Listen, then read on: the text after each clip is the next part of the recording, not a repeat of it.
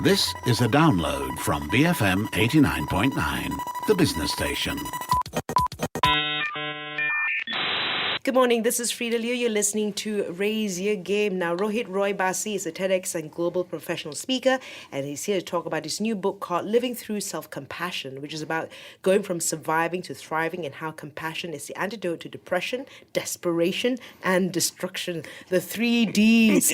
Welcome, Rohit, all the way from, where are you now? I am based in Dubai, born and brought up in the UK, and I truly appreciate for you allowing me to be over here. Thank you, Freda, and thank you to all your audience out there. It's a pleasure. Now, you previously contributed to Success Mastery with Jack Welch, which is more focused on success in your professional and personal life. But now with Living Through Self-Compassion, that feels a lot closer to home and more emotional and personal. So what drove you to putting these thoughts to pen and paper? Okay, so going back to Really? Did we use pen and paper? Yeah. Guess what the keyboard? Yeah. I mean, I actually write something before I go on to the keyboard.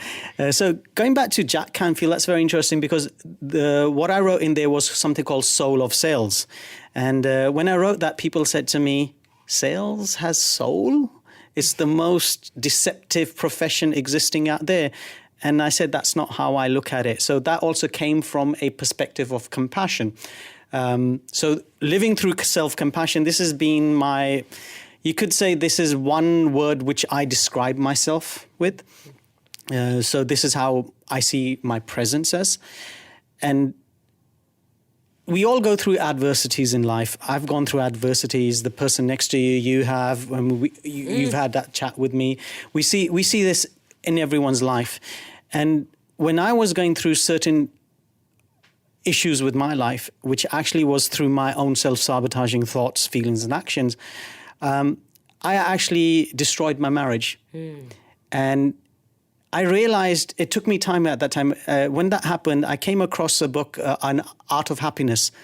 To me, that was a saving grace because it made me realize how compassion is a very powerful resource, a very powerful emotion, feeling, which can truly, truly help you out. People talk about love, people talk about happiness. Great, it's awesome. But until you are not in that compassion state, loving and happiness gets very, very tough as well. So that's how this book came across. And it's a very short book. It's probably the shortest book you'll ever read because it's all about doing the exercise in it. There's 3 exercises in it. And what I realized at that particular point was because I'm not talking about compassion with someone else. I'm talking about self-compassion. Is how do you become self-compassionate? And that's a very, very integral part of our existence. And every time I've seen, whenever I'm in a tough state, I realize I've not been self-compassionate. And the moment I start getting towards self-compassion, I see changes happening. And with the people I coach, even do the talks, even with the work which I do, it all comes from a perspective of self-compassion and compassion. And I've seen this in action. I've seen the evidence in front of me. And I said, why don't I share this? Simple as that. Make it as simple as possible because there are a lot of books on self-compassion and compassion, but I wanted it very simple to the point where you just read the information. And there's reference points if you want to do more research, but the focus is doing the exercises with it, which you can do any place, anywhere. All right. Now, it's very interesting. Just a little point you said earlier on about sales as soul. And it's a conversation I've had for so long. And people still think that, sales is horrible or sales is icky. But really, a good salesperson really understands the customer, right? And it shouldn't be a dirty word. It is considered a dirty word, unfortunately, but it's not dirty. We're selling all the time. Right. Yeah. Always. Now, you mentioned Jack in the book that you had succumbed to self-destructive behavior previous to discovering self-compassion, as you talked about. How do you realize the behavior was self-destructive and hold yourself accountable? I think that's the thing, right? We love to blame others instead. Yes. I come from a family background which is very traditional and very conservative. And from a very young age, I was, you could say, the black sheep of the family. Not that I want to be a black sheep of the family. Because you weren't a doctor? Well, my eldest brother is a doctor. Then the second one went qualified as a dentist. My sister, a lawyer. My brother, the next brother he did I think it was a PhD. Right. And there's me who just passed his degree. That's about it. And then there's Rohit. Yeah. So that's what it is. So, yeah, very traditional, very conservative. And I've always, through my years, I realized my conditioning has been very much looking from shame, from guilt, from anger, for frustration. Now, if you look at it as a whole, that's very low self-esteem. And that made me realize when my marriage hit the rocks that it's not my partner's fault. I have to take responsibility of my behavior, of my actions, of my feelings, which had a great impact on her. Her and I are great friends till date. Yes, she has a partner, I have my partner. But because of that compassionate state which both of us came into, we realized that we were not suitable to each other. But at that time when that happened, I was like, oh my God, the blame game started. Something clicked, I mean, like I said, something clicked. I was in a bookshop and the book, The Art of Happiness came in front of me, and I was like, and they were and most of the examples were around relationships. Right. It still takes me, I'm saying I'm not always compassionate, it's just the way the conditioning is, but I have to return back to that. And it made me realize that it's fair enough being compassionate with someone else. What about yourself? And in fact, what I have to also say is most people are not compassionate towards other people. They have pity. And compassion is not pity. All the people refer it to as pity. But for me, compassion means you find a solution to assist the other person. So there's empathy involved in there. But now the compassion parts come is you find a solution. Now the solution at that moment could be just a hug, because that's what's required at that moment. And as we go on, we'll discover what are the different solutions, because solutions don't come out all at once. They come in small pieces. Right. Now, the book, your first chapter discusses the absence of love. Yes. Right? Well, tell me more about that. Okay. Number of years ago, I met a doctor. His name is Dr. Segu Ramesh. He's based in Dubai. Medical doctor. But his way of doing things, or views, or perception, or his actions, feelings were very holistic. And I found that very strange. Doctors tend to be very skeptical about things. And at that particular time, I was going through some other challenges or adversities, and I met him. And I started talking to him. And he said to me, son, it's all the absence of love. I said, what do you mean? He said, when you're in fear, when you're in anger, when you're in frustration, when you're in shame, when you're in guilt, when you're in dis-ease, there is an absence of love. You need to learn how to love yourself. And I was like, how do you do that? People talk about it. Right. How do you do that? And then I got back to compassion again. When is the last time, let's take a simple example. I was doing a session on this a couple of weeks ago, and we spoke about saying your own name. And usually we say our own name when we do something wrong, such as, let's take an example, my name is Rohit, so I'll say, Rohit, that's really stupid, why did you do that? But I won't say, Rohit, great job, well done. Right. And you see that a lot of people do that. Whenever something goes wrong, we tend to say our name and we beat ourselves. Yeah. But we don't turn around and say, hey, great job. So Freda, great job, well done. I do. Yeah, so which is great, Freda, you're amazing, And the thing is, very few people do that. Yeah, but I know what you mean, because there are moments like, Freda, what are you thinking about? I mean, this is the sort of thing that I would say to myself as well.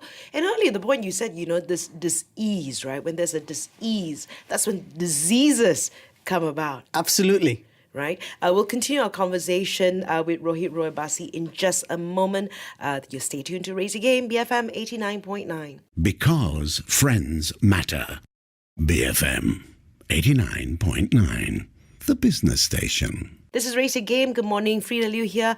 I'm saying to Rohit Bassi, who is a TEDx and global professional speaker. We're talking about his book, Living Through Self-Compassion. Earlier on you talk about compassion and how that's not pity, right? And when you talk about compassion, so before applying the concept, do you think it's easier though to feel compassion for others than ourselves? As I mentioned earlier, a number of times when we think we're being compassionate towards others, we're actually showing them pity. That's it. Okay. Although I would say we find it easier to show compassion to other people with greater ease. It's very strange, but towards ourselves, we don't realize that we're not being compassionate because we beat ourselves unnecessarily. What is this concept of the mortgage on your soul? Okay, mortgage on your soul. So I follow something called Ho'oponopono. It's from Hawaii. It's in simple terms, it means setting things right, making things right. It's a very traditional Hawaiian way of resolving problems. And in the recent years, it was very much got very popular because of Joe Vitale. He came on The Secret. And it has 4 phrases in there, which Joe Vitale came across, which he introduced. And it's got very popular across the globe. It starts off with, I'm sorry, please forgive me, I love you, thank you. Right. Okay, those are the 4 phrases. Now, when you look at the person who started to make it more available was Dr. Hewlin. And in his interviews, he uses the phrase mortgage on your soul, which was very interesting. He said, every time you get angry, you get upset, you feel shame, guilt, you're literally putting a mortgage on your soul, which you need to get removed. You need to clean it. You need to clean this off. And this is where Ho'oponopono helps. And those phrases, you can use it. And when you look at the original Ho'opono, or when it started, I wouldn't say original, but you can also just say, I love you, thank you. Simply what that means is when you're doing this, when you say, I'm sorry, what you're literally saying, I'm sorry for these feelings which are coming up. I wasn't aware they existed in me or they were still there. Please forgive me. Please forgive me for not taking care of this and not giving this to the divine. Removing it, transmute it. I love you is, I love you for actually showing this again to me. Yeah, showing this again to me. And thank you once again for giving me the opportunity to be who I am. A individual, a person who is part of the source, is the mirror image of the divine. So that's what the 4 phrases mean. Now, a lot of people say you're meant to feel it. You really don't have to feel it. You just have to give yourself instructions and just to say the 4 phrases. With time, you start feeling it automatically. Many people find it very difficult to say, I'm sorry, please forgive me. Yeah. So they say, why should I say I'm sorry? Why should I say, please forgive me? It's not about someone else. So Dr. Hewlin was talking about, which you mentioned earlier, taking 100% responsibility. And that's what it is. There is something going inside you which is affecting your soul. You need to take 100% responsibility. That doesn't mean putting the blame. Now, some people, it can go to the extent of saying is that the people who are in power, governments, presidents, prime ministers, that's our responsibility as well. Now, people might say that's far-fetched, but if a person is giving you some kind of low level of feeling, that means something's going inside you, which is creating that in your life. Right. So that's why this mortgage on your soul, and it's cleaning that mortgage. That's what it's all about. Right. I know you're here in Malaysia for some Yes. training. What area are you training in, and what sort of things are you talking to the people about? Okay, so I'm here to do executive presence. That's what I specialize in. And the reason why I was able to do it is because of this journey towards compassion. And it's all about what really executive presence is, because what you see out there as a definition, there are great definitions out there, but it's a very Western view towards it. Nothing wrong with it. But heritage-wise, I'm Indian. Right. I'm Asian. I'm born and brought up in the UK. I've been living in Dubai for the last God knows how many years. I have an affiliation with the Far East. And I'm like, this definition doesn't make sense. So I started doing my own research and started creating my own content in regards to what really executive presence is. So most people think it's all about the external, but before the external, what's going inside you, that's what matters. So that's where this focus starts from, and then going outside. So my definition comes off as the harmonious integration of intelligence, communication, and emotional wisdom. That's what I define as executive presence. And some people say if you have executive presence, you're successful. Not necessarily. There are people who have a lot of presence. It's just their definition of his success is very different to what materialistic success is. Right. We always think of success on those terms only, right? Absolutely. You know, so how can people get hold of your book, and who should get hold of your book? Okay. So this book is available on Amazon.com. That's where you can purchase it. You can obviously contact me directly if you feel that's what you need to do.